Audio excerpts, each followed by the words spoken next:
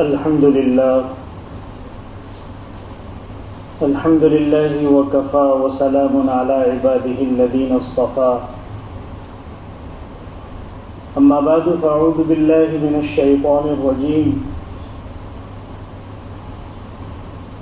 بسم الله الرحمن الرحيم وقضى ربك ألا تعبدوا إلا إياه وبالوالدين إحسانا صدق الله العظيم۔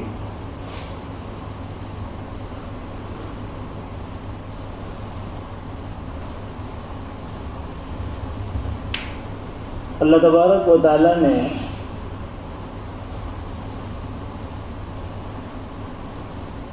والدین کو جو مقام اور مرتبہ دیا ہے اور ماں باپ کے جو حقوق بیان کیے ہیں وہ کسی اور کو حاصل نہیں ہے۔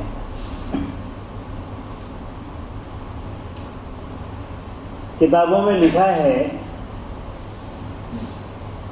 کہ حقوق العباد یعنی بندوں کے جو حقوق بندوں پر واجب اور فرض ہیں ان میں سب سے مقدم سب سے اعلیٰ اور اونچا حق والدین کا ہے، اور اس کی وجہ یہ ہے کہ ماں باپ ہی ہمارے دنیا میں وجود کا ذریعہ ہیں۔ اس وجہ سے ان کا سب سے بڑا حق ہے۔ چنانچہ حدیث پاک میں آتا ہے، حضرت عبداللہ ابن مسعود رضی اللہ تعالیٰ عنہ نے حضور اکرم صلی اللہ علیہ وسلم سے پوچھا، ای العمل احب الی اللہ،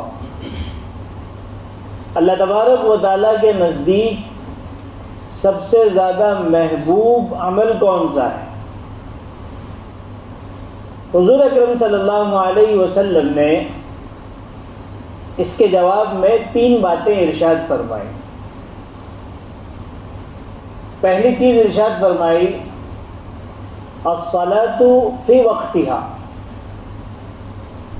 کہ اللہ تعالیٰ کے نزدیک سب سے زیادہ محبوب عمل، پسندیدہ عمل یہ ہے کہ نماز کو اس کے وقت پر ادا کیا جائے۔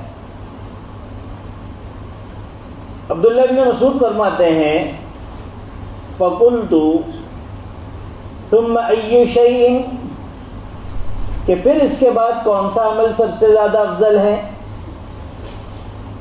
حضور اکرم صلی اللہ علیہ وسلم نے فرمایا، بر الوالدین، والدین کے ساتھ حسن سلوک کرنا یہ اللہ تبارک و تعالیٰ کے نزدیک اس کے بعد سب سے افضل ہے۔ قلت ثم أي شيء، پھر میں نے کہا، میں نے پوچھا، اے اللہ کے رسول اس کے بعد کون سی چیز سب سے زیادہ افضل ہے؟ تو حضور اکرم صلی اللہ علیہ وسلم نے فرمایا، الجہاد فی سبیل اللہ، اللہ کے راستے میں جہاد کرنا۔ 3 چیزیں حضور اکرم صلی اللہ علیہ وسلم نے ارشاد فرمائے۔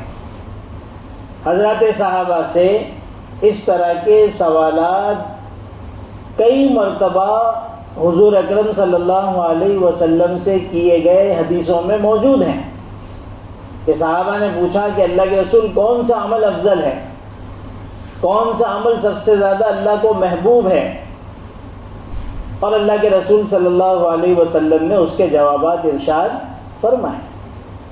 اس سے ایک بات تو یہ پتہ چلتی ہے کہ حضرات صحابہ کو بہترین اور سب سے زیادہ اللہ کی نزدیکی حاصل کرنے والے عمل کی بڑی فکر ہوا کرتی تھی کہ کسی بھی طریقے سے ہمیں پتہ چل جائے اور ہم اس پر عمل کرنے لگے، وہ ہماری زندگی کا حصہ بن جائے، تاکہ ہمیں اللہ تعالیٰ کا قرب، اللہ تعالیٰ کی نزدیکی، اللہ تعالیٰ کی محبوبیت حاصل ہو جائے اور جنت کے جو اعلیٰ مقامات ہیں وہ ہمیں حاصل ہو جائیں۔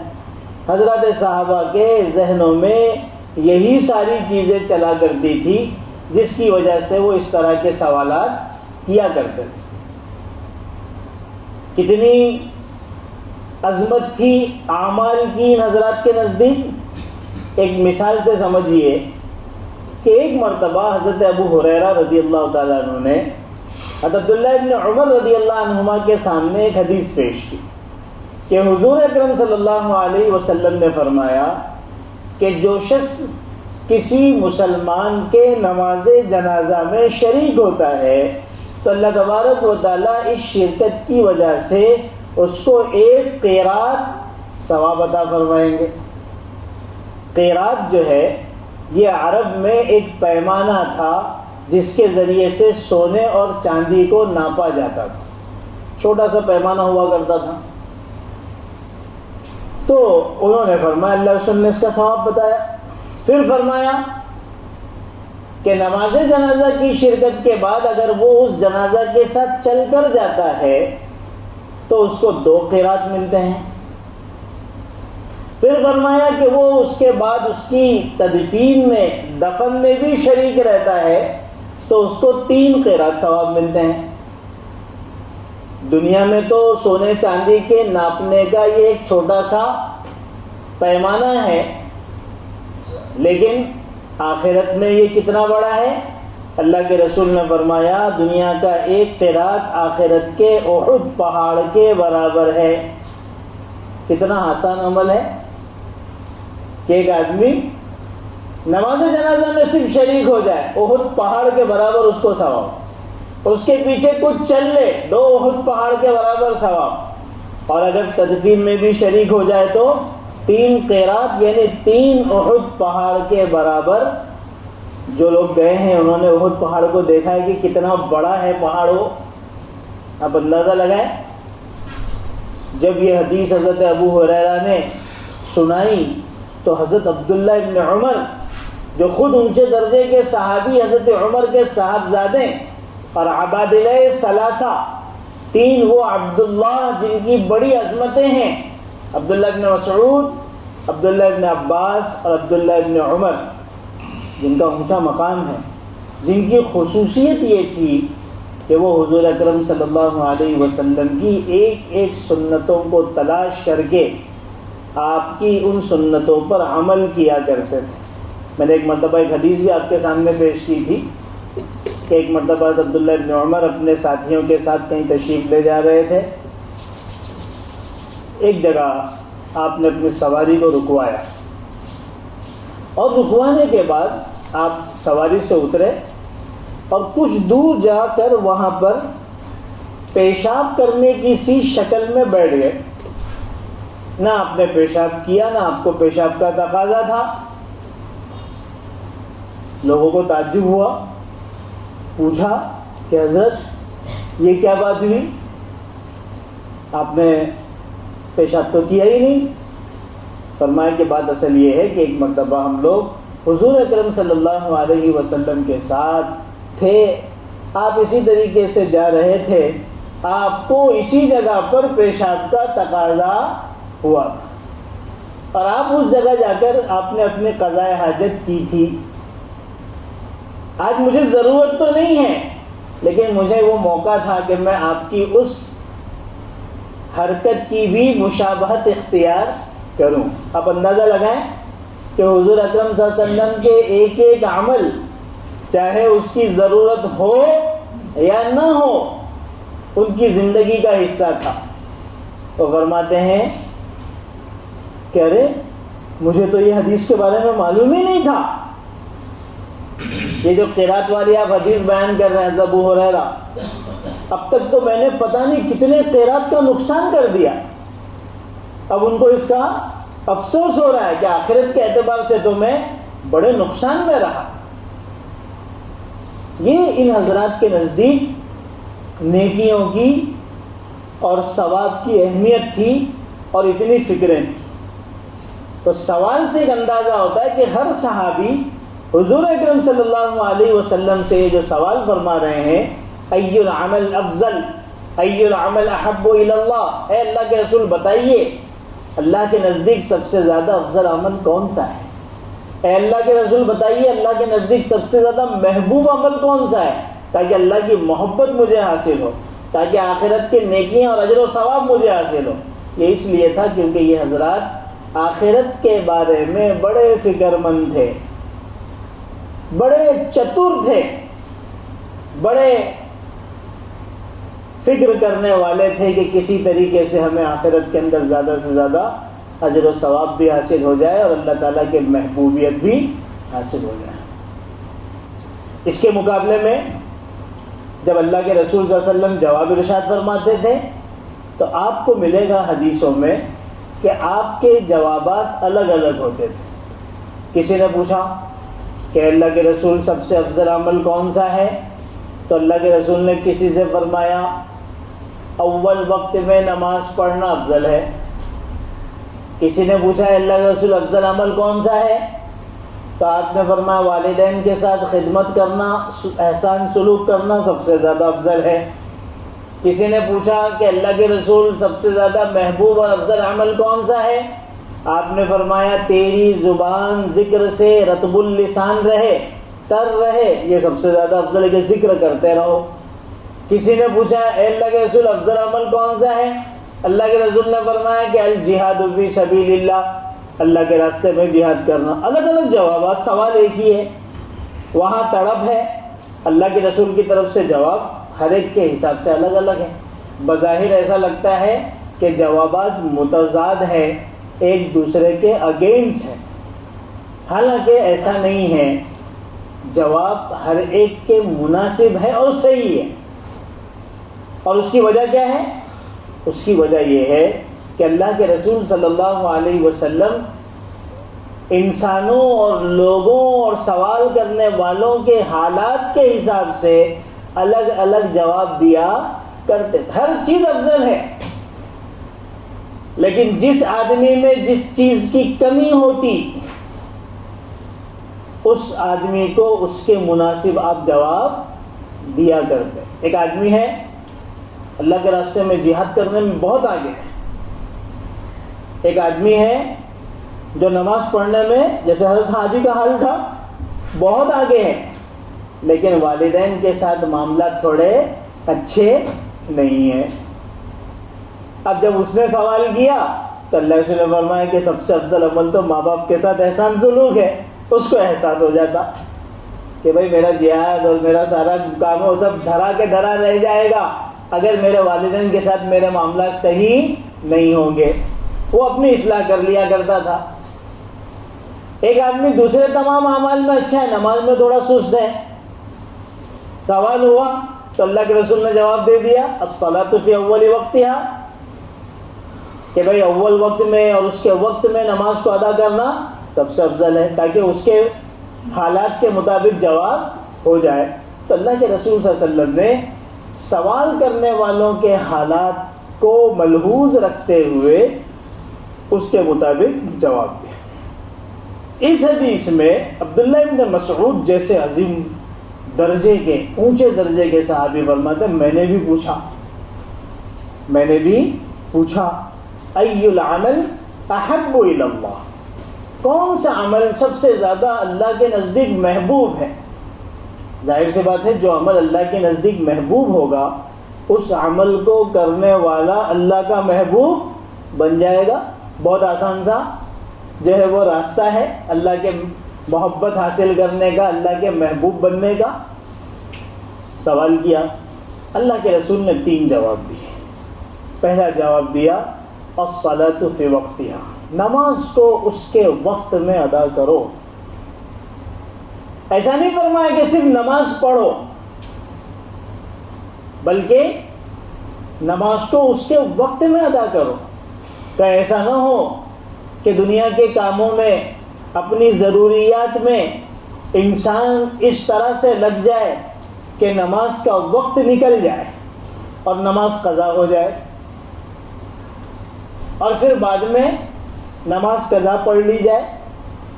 اللہ تبارک و تعالیٰ کے یہاں پر یہ چیز اللہ کی محبت اور اللہ کی محبوبیت حاصل کرنے کا ذریعہ نہیں، بلکہ یہ تو گناہ کبیرہ ہے کہ ایک آدمی جان بوجھ کر نماز کو قضا کر دے۔ یہ کوئی چھوٹا موٹا گناہ نہیں ہے، اگرچہ نماز پوری طرح سے چھوڑ دینے کا گناہ نہیں ہوگا کیونکہ وہ قضا کر رہا ہے، لیکن بہرحال اس نے جب نماز کو چھوڑ دیا تو اس کا بہت بڑا گناہ اس کو ہوگا۔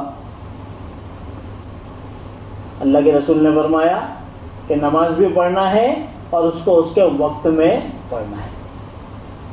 لیس التفریط فی النوم انما التفریط فی الیقظہ، حدیث پاک میں آتا ہے کہ ایک آدمی مثال کے طور پر سو گیا اور ایسی اس کو نیند لگی کہ نماز کا وقت آیا اور چلا گیا، اس کو پتہ ہی نہیں چلا، تو اس پر اس کی پکڑ نہیں ہے کہ نیند ہے۔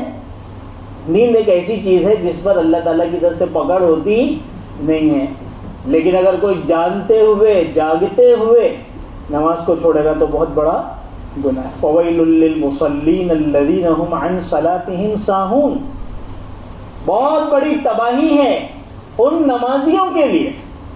ارے بھائی نمازی کے لیے تباہی؟ یہ تو نمازی ہے۔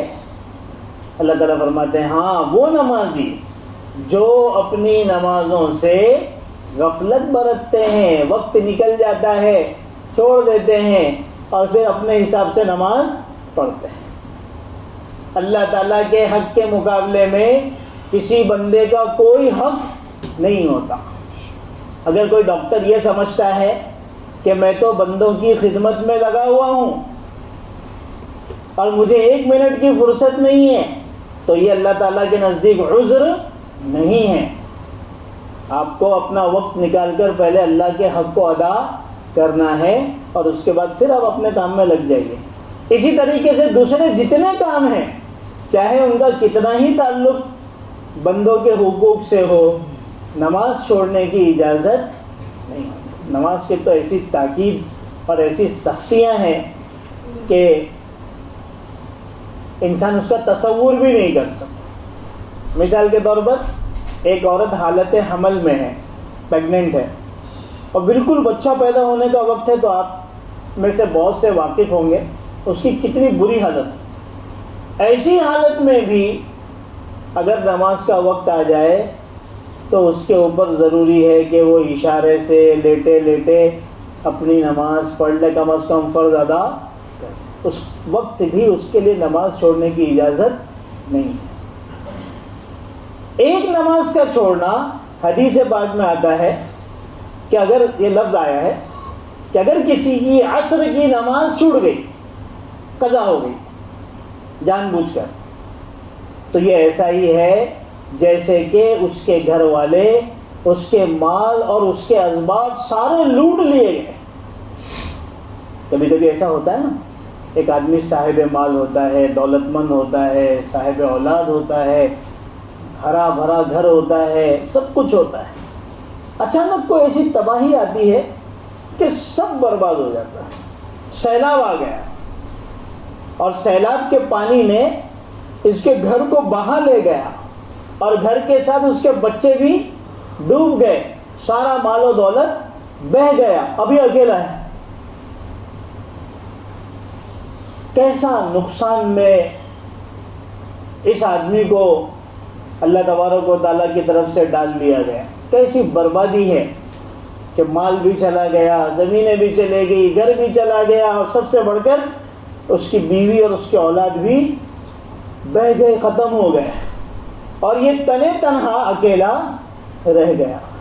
کیسا دنیا کے اندر اس کو مسکین سمجھا جاتا ہے، کیسا اس کے اوپر لوگ افسوس کا ہاتھ ملتے ہیں۔ اللہ کے رسول فرماتے ہیں جس کی ایک عصر کی نماز چھوٹ گئی، جس کی ایک عصر کی نماز چھوٹ گئی، اس نے چھوڑ دیا، یہ حقیقت میں ایسا ہی برباد ہے۔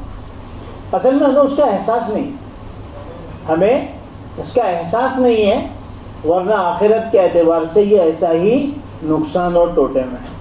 تو سب سے پہلی چیز اللہ کے رسول نے فرمائی کہ اللہ کی محبت حاصل کرنی ہے تو سب سے زیادہ افضل عمل نماز کو اس کے وقت پر ادا کرنا ہے۔ دوسری چیز فرمائی بر الوالدین، والدین کے ساتھ حسن سلوک دوسرے نمبر پہ فرمایا۔ دوسری حدیثوں میں جب سوال کیا گیا کہ اللہ کے رسول کون سا عمل افضل ہے، تو اللہ کے رسول نے وہاں پر پہلے نمبر پر ہی فرمایا والدین کے ساتھ حسن سلوک کرنا۔ کیوں؟ کیونکہ اس سوال کرنے والے کے اندر اس چیز کی کمی تھی۔ یہاں پر دوسرے نمبر پر اللہ کے رسول نے فرمایا والدین کے ساتھ حسن سلوک کرنا۔ تیسرے نمبر پہ فرمایا، اصل میں ہمارا موضوع والدین کے ساتھ حسن سلوک ہے تو میں اس کو آگے بیان کروں گا۔ تیسرے نمبر 3 چیزیں بتائی تھی، تیسرے نمبر پر اللہ کے رسول نے فرمایا الجہاد فی سبیل اللہ، اللہ کے راستے میں جہاد ہے۔ آپ تو سمجھتے ہیں کہ جہاد کی کتنی بڑی اہمیت ہے۔ ایک حدیث میں اللہ کے رسول صلی اللہ علیہ وسلم نے فرمایا کہ اسلام کی جو چوٹی ہے، اسلام کی جو چوٹی ہے وہ جہاد ہے، کہ جب تک امت جہاد پر قائم رہے گی اسلام کی چوٹی جو ہے بلند رہے گی۔ جب امت جہاد سے ہٹ جائے گی تو پھر وہ چوٹی بھی قائم نہیں رہے گی۔ ایک آدمی جہاد میں شہید ہو جاتا ہے، وہ اللہ تعالیٰ کے پاس ایسی حالت میں حاضر ہوتا ہے کہ جیسے ایک ماں کے پیٹ سے پیدا ہوا بچہ بے گناہ حاضر ہوتا ہے۔ شہید کے جسم سے نکلا ہوا خون کا قطرہ زمین پر گرنے سے پہلے اس کی بخشش ہو جاتی ہے، اس کو جنت دکھا دی جاتی ہے، اس کے حوریں اس کے سامنے آ جاتی ہے۔ اور حقیقت یہ ہے کہ اگر آدمی کو آخرت کی حور کی ایک جھلک بھی نظر آ جائے تو وہ ایسے نشے میں مست ہو جائے گا، اور ایسے لوگ ہوئے ہیں، کبھی قصہ سناؤں گا، کہ پھر اس کو دنیا میں رہنے کا ذرا برابر بھی دل لگے گا ہی نہیں، تو بس اب وہیں جانا چاہے گا۔ زندگی ختم ہو جائے گی، موت آ جائے گی، مرنے کے بعد جب اللہ تبارک و تعالیٰ آخرت کے مقامات اور جنت کی سیر کروائیں گے اور دکھائیں گے، اور انسان کو پتہ چلے گا، بہت ساری چیزیں پتہ چل جاتی ہیں۔ اگرچہ جنت میں داخلہ تو پھر اخیر میں ہوگا، حساب و کتاب ہوگا، میدان حشر قائم ہوگا، اس کے بعد فیصلہ ہوگا، نام اعمال دائیں ہاتھ میں ملے گا، پل صراط پہ سے گزرنا ہے، پھر جنت میں جانا ہے۔ لیکن اس سے پہلے بھی مقامات قرب دکھائے جاتے ہیں، اور جنت کے کچھ نظارے نیک لوگوں کو دکھائے جاتے ہیں۔ انہی چیزوں کو دیکھنے کے بعد جب دنیا کی حقیقت انسان پر کھلے گی اور دنیا کی گندگی انسان کو پتہ چل جائے گی، تو کوئی انسان پھر مرنے کے بعد دوبارہ، نیک آدمی کی بات کر رہا ہوں، دنیا میں آنے کی خواہش نہیں کرے گا۔ جو بدکار ہوں گے، فاسق و فاجر ہوں گے، جن کی زندگی گناہوں میں گزری ہوگی، ان کا تو تذکرہ قرآن نے کیا ہے کہ وہ اللہ تعالیٰ سے درخواست کریں گے کہ اللہ ایک مرتبہ واپس دنیا میں بھیج دے، اب ہم تیرے حساب سے زندگی گزاریں گے۔ لیکن جو نیک ہوں گے وہ کبھی بھی دنیا میں آنے کی خواہش نہیں کریں گے۔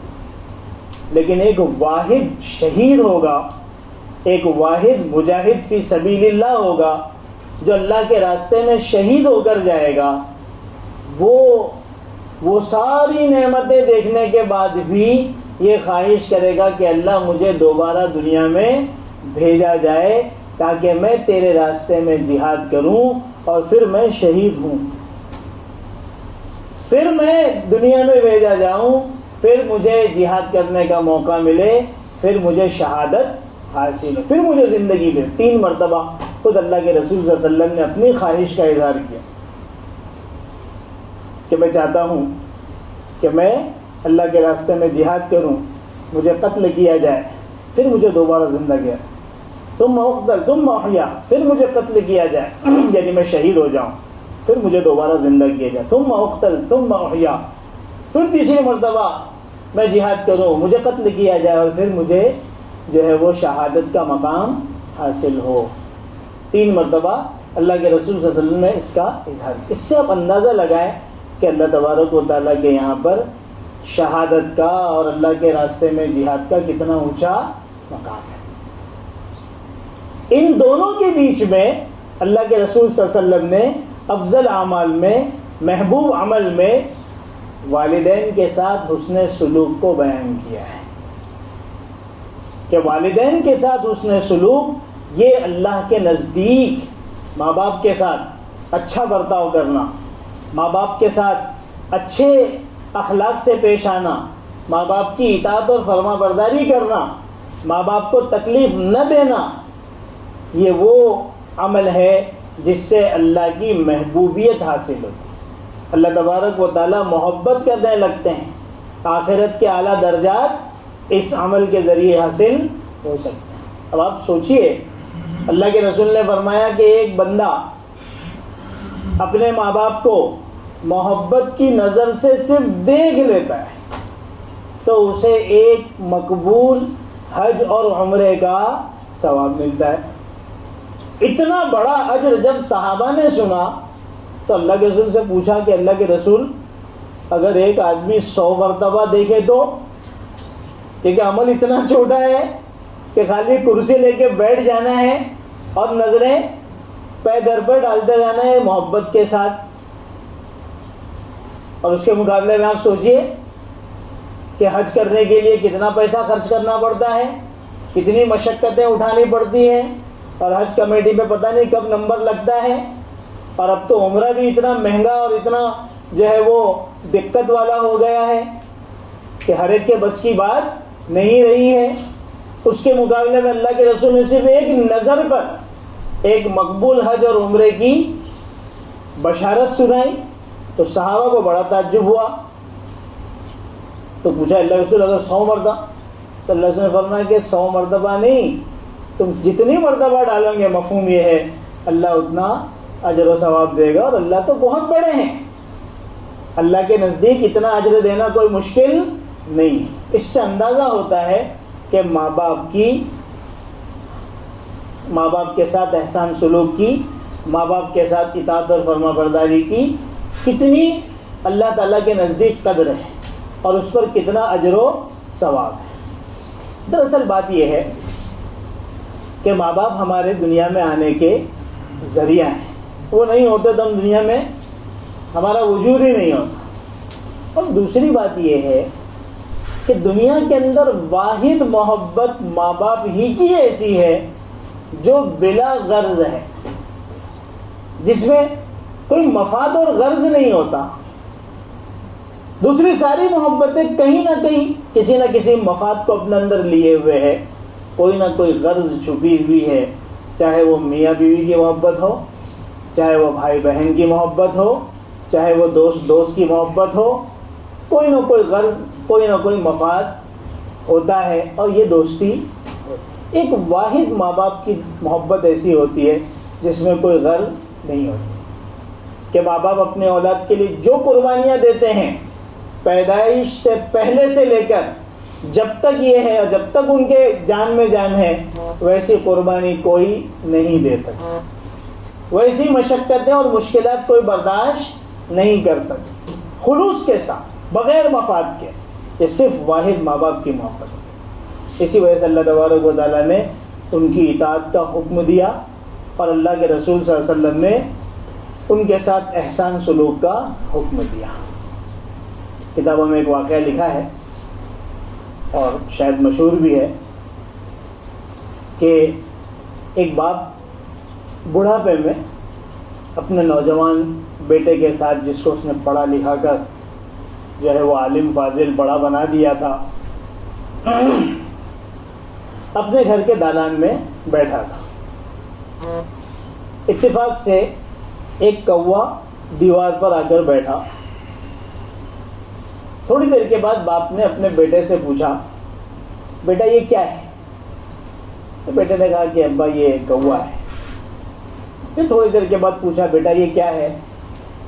تو بیٹے نے کہا کہ ابا یہ کوا ہے۔ پھر تھوڑی دیر کے بعد باپ نے تیسری مرتبہ پوچھا، بیٹا یہ کیا ہے؟ تو بیٹے نے کہا ابا بتایا تھا نا میں، یہ تو کوا ہے۔ پھر تھوڑی دیر کے بعد باپ نے پھر پوچھا، بیٹا یہ کیا ہے؟ اب بیٹے کے تیور بدلنے لگے۔ ہم ہر ایک بیٹے ہیں اور ہماری بھی اولاد ہیں، اب بیٹے کے تیور بدلنے شروع ہو گئے اور کہنے لگا ابا کتنی دفعہ بتاؤں آپ کو سمجھ میں نہیں آ رہا یہ کوا ہے. پھر باپ خاموش ہو گیا. بڑے لوگ تجربے کار ہوتے ہیں اور بڑے امتحانات لیتے ہیں اور وہ اس میں بھی اپنے بچے کو کچھ سبق ہی دینا چاہتے ہیں. پھر 5ویں مرتبہ باپ نے پوچھا بیٹا یہ کیا ہے؟ اب بیٹے سے برداشت نہیں ہوا اور بیٹا جو ہے بڑبڑانے لگا. آپ کا دماغ سٹیا گیا ہے جب سے میں جواب دے رہا ہوں. ہاں یہ کوا ہے کوا ہے. اس انداز میں اس نے جھنجھلا کر اب بات کی.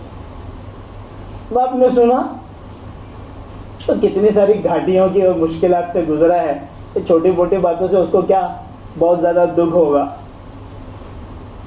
وہ اٹھا اور اپنے کمرے میں گیا اور ایک ڈائری اور ایک پین لے کے آیا اور اپنے بیٹے کے سامنے وہ ڈائری کھولا اور اس نے بتایا کہ جب تم چھوٹے تھے اور اسی طریقے سے ہم اپنے گھر کے دالان میں بیٹھے تھے اور اسی دیوار پر ایک کوا آ کے بیٹھا تھا. تم نے مجھ سے 55 مرتبہ یہی سوال کیا تھا کہ ابا یہ کیا ہے, اور میں نے پورے 55 مرتبہ خوشی کے ساتھ یہ جواب دیا تھا کہ بیٹا یہ کوا ہے. اور اس کے بعد میں نے اسی ڈائری میں قلم سے لکھا تھا کہ میرے بیٹے نے مجھ سے 55 مرتبہ سوال کیا, میں نے جواب دیا اور اس کی ہر ادا پر مجھے بڑی خوشی ہو رہی. میں تو خالی یہ بتانا چاہتا ہوں کہ ماں باپ کی جو محبت ہوتی ہے وہ بے غرض ہوتی ہے, وہ اخلاص والی ہوتی ہے, اس میں کوئی مفاد چھپا ہوا نہیں رہے.